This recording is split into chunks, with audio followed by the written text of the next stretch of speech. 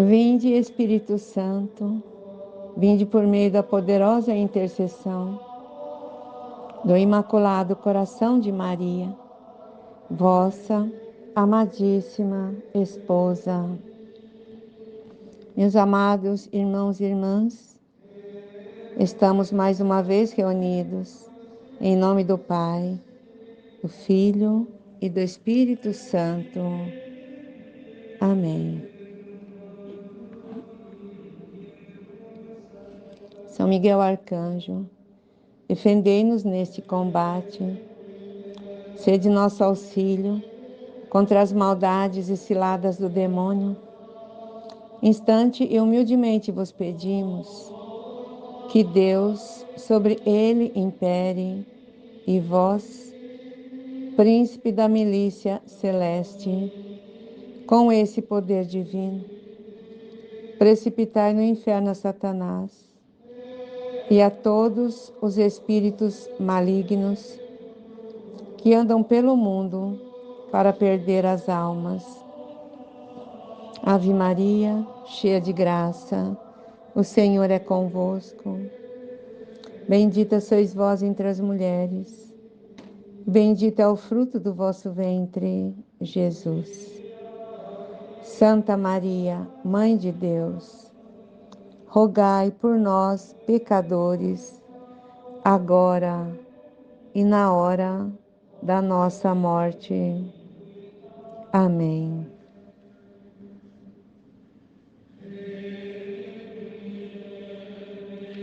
Os demônios são os grandes opositores do reino de Deus. Padre Pio já dizia que, se fossem vistos, encobririam o sol.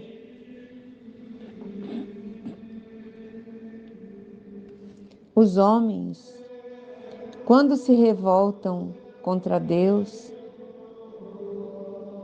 eles querem viver independentes, autossuficientes, sem limite.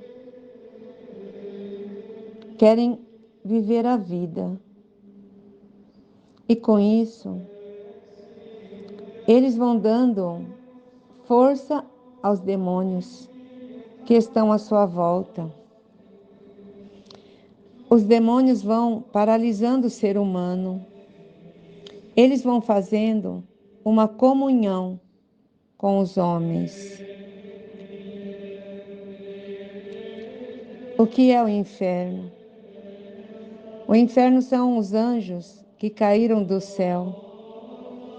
E são os réprobos que não quiseram servir a Deus e foram fazendo comunhão com os demônios. Eles rejeitaram o amor de Deus e no final de suas vidas apenas se transferiram daqui para o abismo eterno. Os homens que vivem uma verdadeira vida em Deus procuram em tudo se conformar com a vontade do Altíssimo. Afonso, o grande rei de Aragão, príncipe, o mais sábio, perguntando-lhe quem pensava ele era o homem mais feliz, respondeu: aquele que em tudo se conforma com a vontade divina e que recebe os bens e os males como se viessem das mãos de Deus. Todas as coisas concorrem para o bem daqueles que amam a Deus. Romanos 8, 28. Aqueles que amam a Deus vivem sempre satisfeitos, porque todo o seu prazer é cumprir a divina vontade, mesmo nas coisas que lhes são desagradáveis, tanto que as inquietações se mudam em deleite. Tudo quanto acontecer ao homem justo não o entristecerá. Provérbios 12, 21.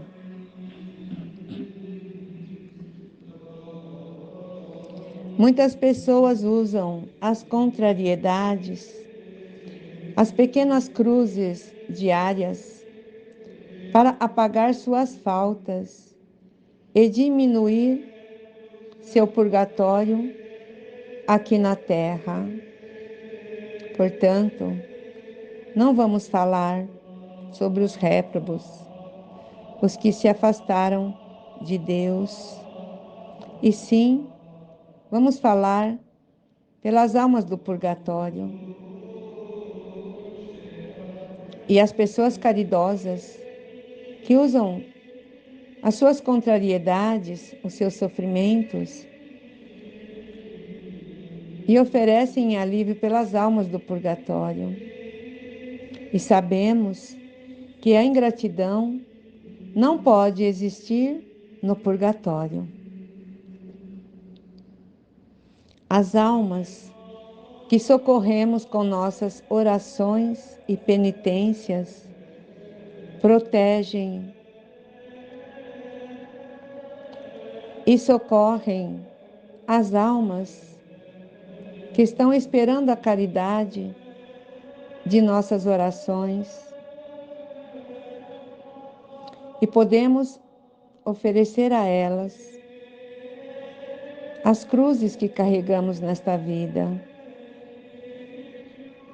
O célebre cardeal Baronto conta que uma pessoa devota das santas almas foi terrivelmente tentada na hora da morte.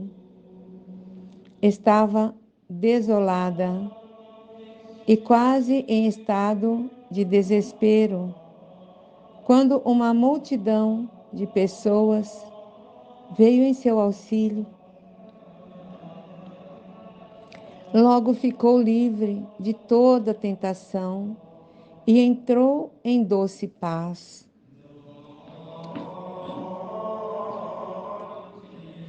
A mulher que estava à beira da morte perguntou curiosa: que multidão é esta que entrou aqui e na mesma hora senti tanto alívio e fui socorrida pelo céu? E contou que ouviu isso.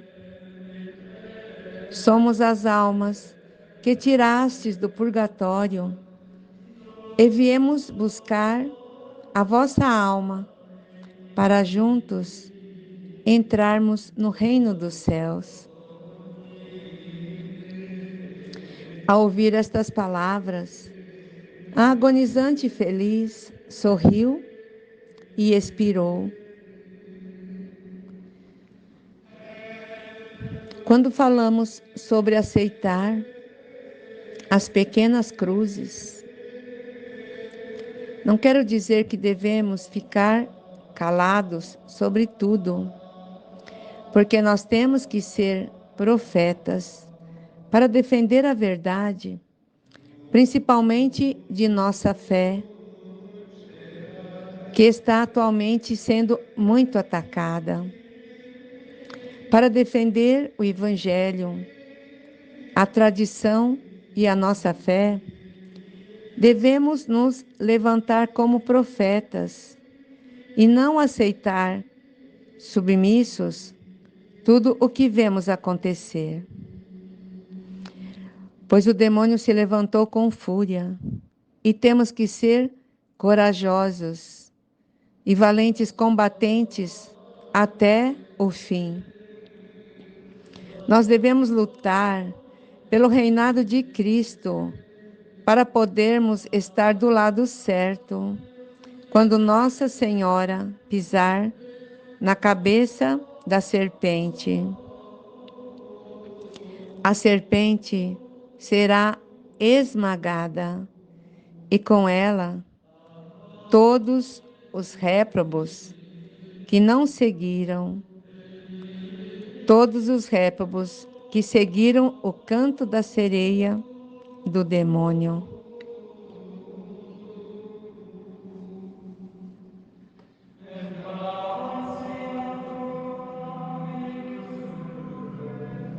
Como eu disse, não falemos sobre os condenados. Vamos falar sobre os santos do purgatório. Sim, aqueles que estão no purgatório já são santos, embora estejam endividados com o amor de Deus. Estão lá se purificando pelo apego desordenado para com algumas criaturas aqui na Terra e por alguma falta que não lutaram o suficiente para abandonar. O lugar onde poderíamos apagar essas faltas seria aqui, fazendo reparações, aceitando os sofrimentos e oferecendo por essa pena temporal. Posso reparar fazendo penitências, jejuns, vigílias, aceitando as contrariedades da vida. Olha que maravilha! O meu sofrimento pode se transformar em bênção espiritual para diminuir o meu purgatório ou das almas que lá esperam pela minha caridade. Podemos receber indulgências e aplicar às santas almas do purgatório. Por exemplo, podemos receber indulgência plenária todos os dias, só de fazer meia hora de adoração ou de rezar o terço em família. Por que não o fazemos e aplicamos às almas? Se a alma para quem estou fazendo já estiver no céu, servirá então para outra alma. Podemos também fazer uma obra de caridade. Segundo o Padre Paulo Ricardo, podemos dizer assim: meu Deus, eu quero fazer essa obra de caridade, ou rezar esse terço, e aplicar para uma alma muito santa, que está no purgatório e que está esperando só esta pequena satisfação para entrar no céu. Vamos ter um santo que vai entrar no céu naquela hora e vai ter uma gratidão imensa por nós, porque nós desamarramos aquele último laço que o impedia dele voar ao céu, para os braços do Pai. Devemos também nós nos lembrarmos de rezar pelas almas mais esquecidas, daquelas que ninguém se lembra de rezar. E quando rezamos a jaculatória ensinada por Nossa Senhora, levai as almas todas para o céu, especialmente as que mais precisarem. Estamos rezando por estas almas mais abandonadas.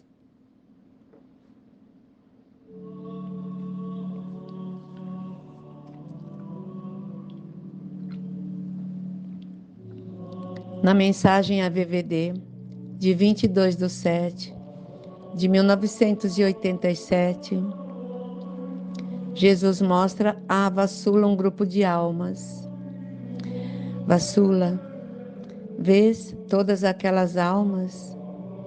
Esperam em fila. Vassula conta. Imediatamente, depois de ter visto aquelas almas, apareceu-me uma outra imagem que me vem já de há muitos anos, quando tinha 17 ou 18 anos. Via muitas vezes na sala em que me encontrava almas sentadas no pavimento que se impunham silêncio umas às outras, de forma a estarem tranquilas e poderem assim estar ao meu redor, como se tivessem vindo ouvir algum discurso. Nesse tempo, interrogava-me eu sobre o motivo porque via essas pessoas mortas, como então eu lhes chamava, mas não lhes prestava atenção alguma, dado que nunca me tinham perturbado e logo acabava por me distrair com outras coisas à minha volta. Sim, Vassula, elas esperavam que tu te tornasses maior, e eu esperei que tu me amasses e que tu reparasses. Ama-me com fervor, repara, e assim essas almas que se encontram no purgatório serão curadas, libertas do fogo purificador e finalmente poderão vir a mim. Vassula, sabes quanto elas sofrem quando estão no purgatório pelo seu desejo de me verem, mas sendo disso impedidas, porque incapazes. Oh, como elas dependem de ti. Ah, Vassula, irás ajudá-las?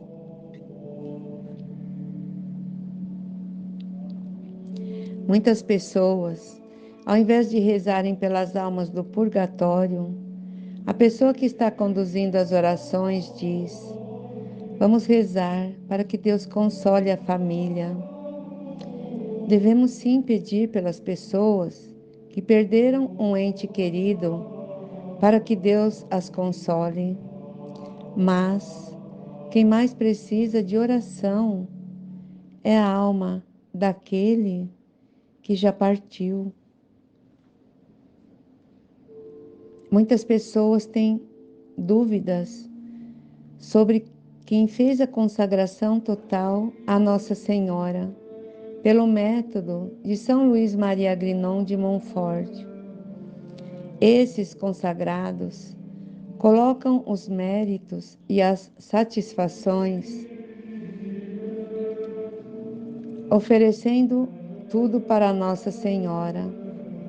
Colocam tudo nas mãos de Nossa Senhora, para que ela disponha.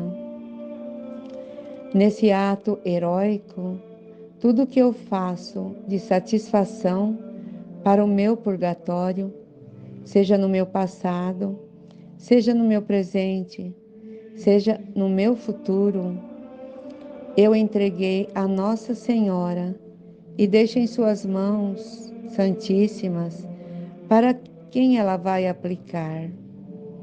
E a troca é muito boa.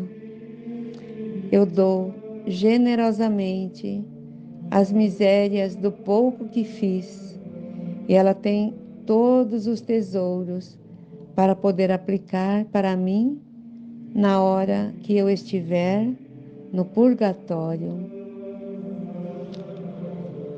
Eu vou confiar na minha mão e colocar nas mãos dela. Mas então não posso rezar por nenhuma pessoa do purgatório? Eu posso sim. Eu rezo por aquela alma e deixo para Nossa Senhora aplicar para aquela alma a quem eu confiei ou não. Nossa Senhora vê o que eu não vejo. Muitas vezes, aquela alma para quem estou rezando já está no céu. Então, ela pode aplicar para uma outra pessoa que eu amo e não sei, que ainda está no purgatório. Inegavelmente, não há maior nem mais poderoso e eficaz sufrágio que possamos oferecer a Deus pelos falecidos que a Santa Missa. É o sufrágio por excelência, na certeza que é sempre eficaz e poderoso, porque no sacrifício do altar se oferece a grande vítima e o sacrificador é o próprio Jesus Cristo. É o mesmo sacrifício do Calvário e tem o mesmo mérito da cruz. Por isso, as santas almas recebem o mesmo tesouro do sangue preciosíssimo de Jesus derramado da cruz para a nossa salvação. Quando o Padre celebra, diz a imitação de Cristo, honra a Deus, alegra os anjos, edifica a igreja, ajuda os vivos, procura o descanso para os mortos e se honra participante de todos os bens. A Santa Missa é a riqueza do purgatório, a esperança das santas almas sofredoras. Diz São Francisco de Sales que a Santa Missa é o sol da Igreja. São Jerônimo, um dos mais sábios doutores da Igreja, ensinava: durante a celebração de uma missa por uma alma sofredora, esta alma pode ser preservada de todo ou em parte da pena do fogo. Em cada missa que se celebra, diversas almas são livres do purgatório. São Leonardo suplica: quero vos pedir de joelhos, tomai a firme resolução de assistir ou de encomendar todas as missas que vossas ocupações e vossos recursos vos permitirem, não só pelos defuntos, mas também por vossas almas. O primeiro motivo: alcançar uma boa morte. Oh, como será doce e tranquila a morte de quem empregou sua vida em assistir o maior número de missas que ela pôde assistir. O segundo motivo é alcançar para vós mesmos o imenso favor de ganhar o céu, até mesmo sem passar pelo purgatório, ou abreviar o tempo de permanência naquelas chamas expiadoras. São João de Ávila, ao chegar aos últimos instantes de vida, perguntaram o que mais desejaria depois da morte. Missas, missas, missas. Santa Mônica estava às portas da morte e disse ao filho querido, Agostinho, que lhe custara tantas lágrimas e que a havia enchido de tantas consolações nos últimos dias. Meu filho, logo não tereis mãe. Quando eu não estiver mais neste mundo, rezai pela minha alma. Não vos esqueçais daquela que tanto vos amou. No sacrifício do Cordeiro sem manchas, recomendai minha alma a Deus. As indulgências são como uma mesa enorme, coberta de pilhas de prata, ouro, rubis, pérolas e diamantes à disposição de todos os fiéis para aplicarem às almas de seus queridos que partiram na amizade com Deus. E nós podemos aplicar as indulgências aos defuntos em benefício das almas padecentes.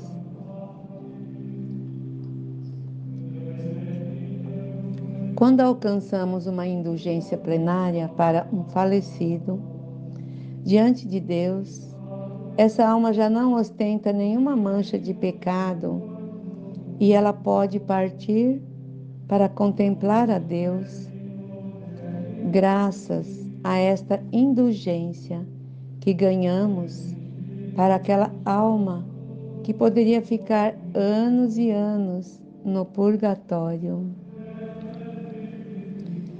Vejam esse diálogo que Lúcia teve com Nossa Senhora.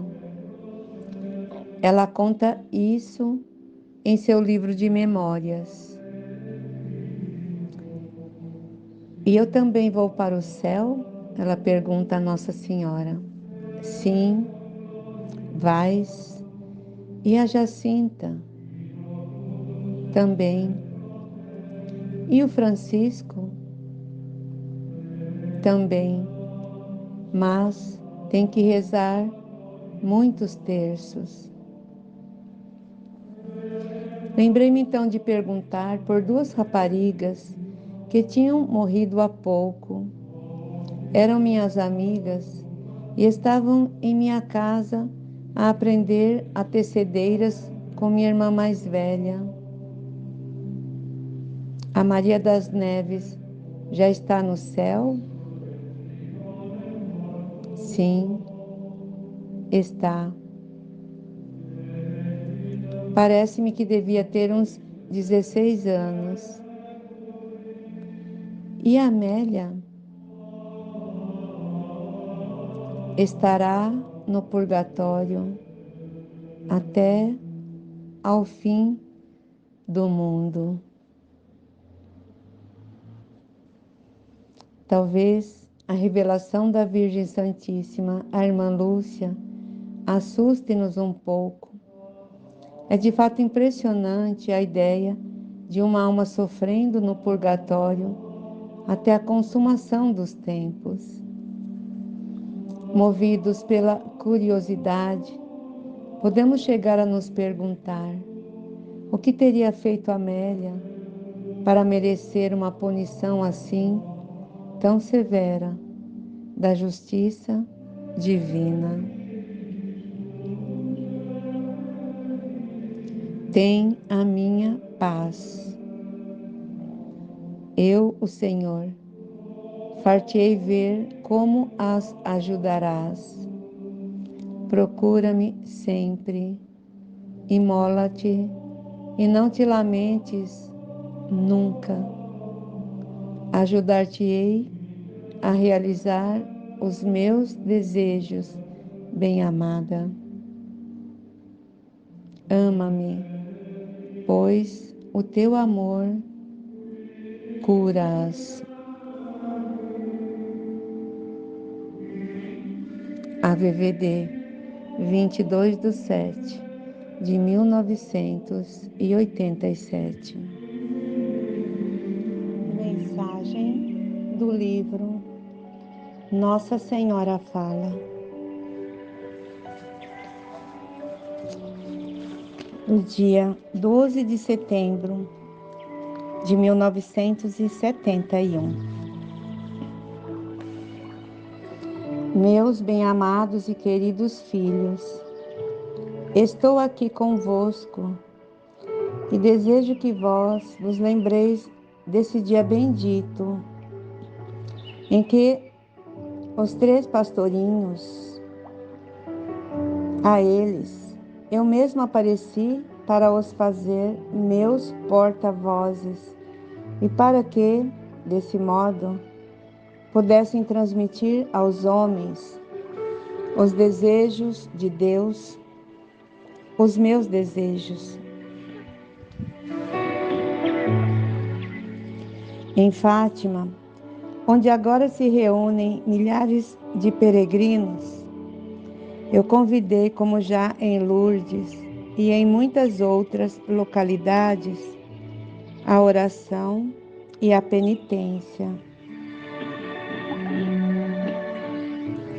O meu Jesus rezava muito na solidão e acompanhado, em casa e fora de casa, na montanha e no templo. A oração era o ato mais importante da sua vida, e assim mesmo queria ele que fosse para todos os seus discípulos, aos quais o seu próprio exemplo deveria indicar o caminho.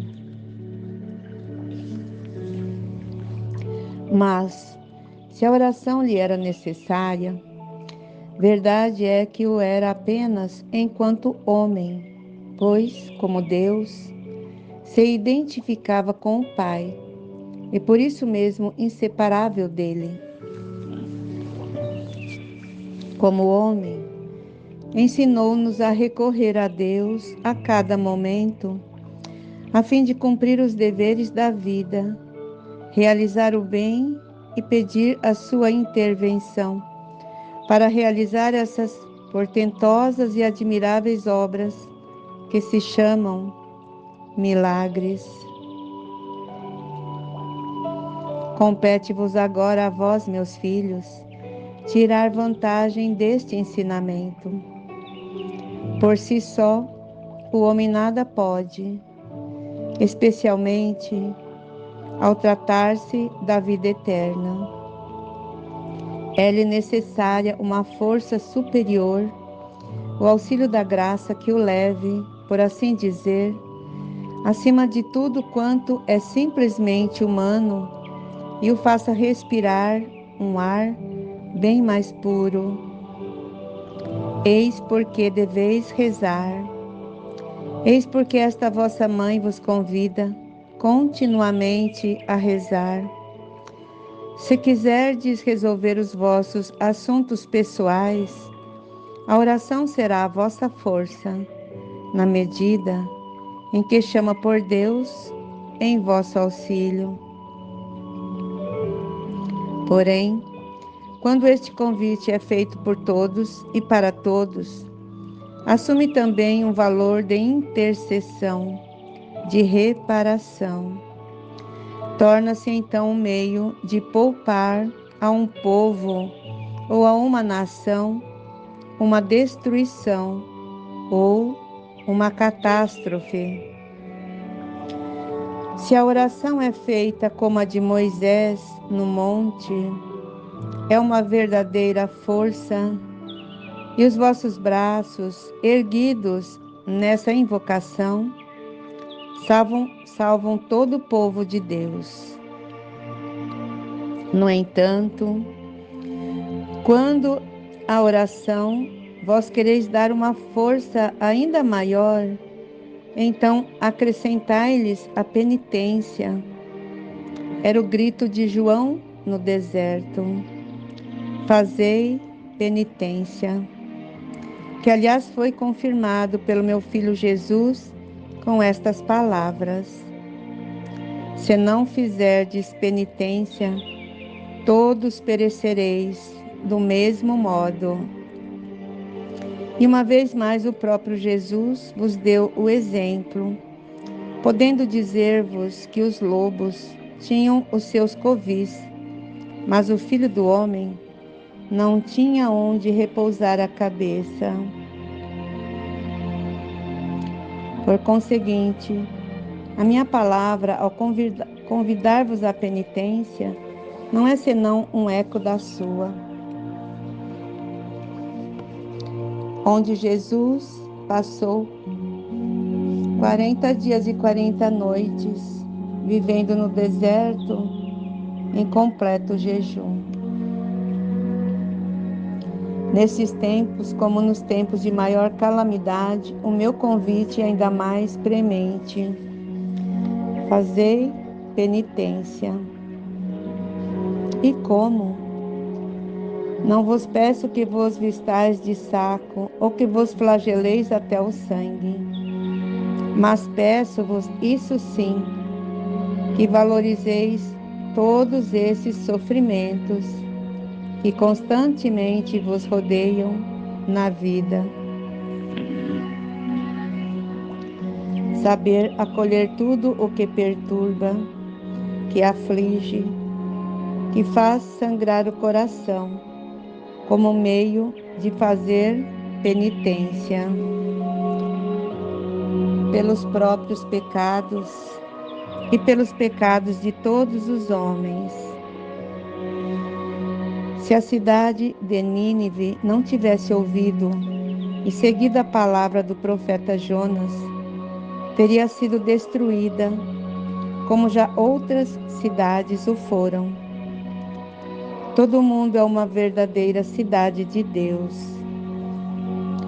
E eu apresento-me a vós, a todos vós, como o profeta Jonas, pedindo-vos que me ofereçais como tributo de amor tudo quanto puderdes. A primeira de todas as penitências é a contrição do coração. E assim, filhos, que a dor das vossas culpas passadas e presentes seja tão profunda que valha para vos purificar a alma. Quando, depois, resplandecentes e puros diante de Deus, tiverdes mais força de intercessão no seu próprio coração, chorai e pedi perdão pelos pecados de todos. A salvação do mundo fundamenta-se quanto a vós nesse binômio, oração e penitência. Pelo que, se houver entre vós alguém que esteja disposto a pagar pelos outros e a oferecer-se como vítima, não afaste um tal pensamento. Ofereça-se ao Pai e aceite aquilo que Ele mesmo está disposto a pedir-lhe. A generosidade e a caridade com que deseja ajudar o próximo ser-lhe-ão retribuídos com dons fora do comum, como aos pastorinhos de Fátima. A ninguém prometo felicidade nesta vida. Aqui, só o Calvário. E depois da crucifixão, virá então a glória. Mas prometo-vos a serenidade que deriva do viver desunidos ao Senhor, mediante a graça e a glória da ressurreição. Aquilo que prometo, mantenho-o, e como penhor da felicidade eterna, dou-vos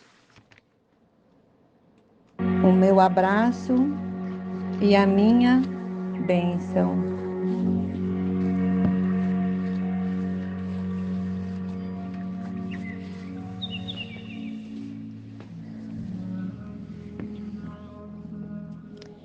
Mensagem do livro Nossa Senhora Fala, de 11/11 de 1969. Meus queridos filhos, agradeço-vos as orações que me oferecestes com tanto amor. Eu fico muito contente quando preparais festas com novenas de orações. Não gastareis em vão o vosso tempo. As vossas famílias gozarão dos benefícios espirituais, que são como que a herança dos filhos de Deus. Meus filhos, amais o estar em paz com todos? Atenção, eu sou a Rainha da Paz. Essa paz verdadeira, que ninguém mais vos pode dar, a não ser o Senhor, mas que Ele mesmo vos dá por minha intercessão. Quereis o amor? Reparai então, eu sou a mãe do divino amor. Eu encho-vos o coração daquele afeto divino, de que podeis vós mesmos fazer depois uma oferta a todos os homens. Tendes necessidade de providência? Fixai. Eu sou a mãe da divina providência e ajudo-vos em todas as vossas necessidades, ainda mesmo em tantas coisas por vós desconhecidas. Quereis um dia vir a ver-me no céu? Pois bem, eu alcanço-vos a fé, e eu sou a depositária da fé. E se vós tentardes ver-me ao vosso lado, com os olhos da fé, ver-me-eis um dia no céu, face a face, e será uma felicidade tão grande que ninguém vô-la poderá arrebatar, que vós mesmos jamais podereis perder. Uma felicidade infinita, compreendeis? Avante, pois, meus filhos, para a frente, com coragem.